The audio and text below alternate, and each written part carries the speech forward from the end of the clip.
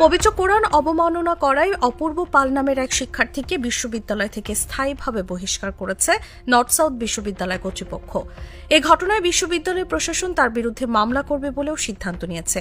রোববার দুপুরে বিশ্ববিদ্যালয়ের শৃঙ্খলা কমিটির এক জরুরি বৈঠকে সিদ্ধান্ত নেওয়া হয়।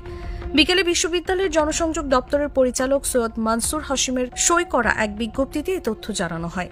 বিজ্ঞপ্তিতে বলা হয়, গতকাল শনিবার অপূর্ব পাল নামের একজন শিক্ষার্থীকে নর্থ সাউথ বিশ্ববিদ্যালয় ক্যাম্পাসে পবিত্র কোরআন অবমাননারত অবস্থায় প্রত্যক্ষদর্শীরা দেখতে পান।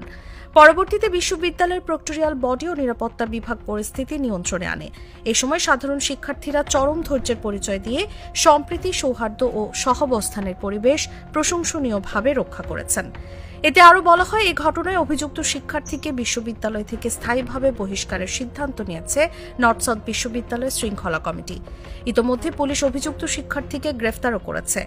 এছাড়া এই ঘটনায় বিশ্ববিদ্যালয় প্রশাসন মামলা করবে বলে সিদ্ধান্ত নেওয়া হয়েছে। অপূর্ব নর্থ সাউথ বিশ্ববিদ্যালয়ের মিডিয়া কমিউনিকেশন অ্যান্ড জার্নালিজম বিভাগের শিক্ষার্থী ছিলেন। এর আগে তিনি শৃঙ্খলা ভঙ্গ করায় বিভাগ থেকে সাময়িক বহিষ্কার ছিলেন। এবার তাকে স্থায়ীভাবে বহিষ্কার করা হলো।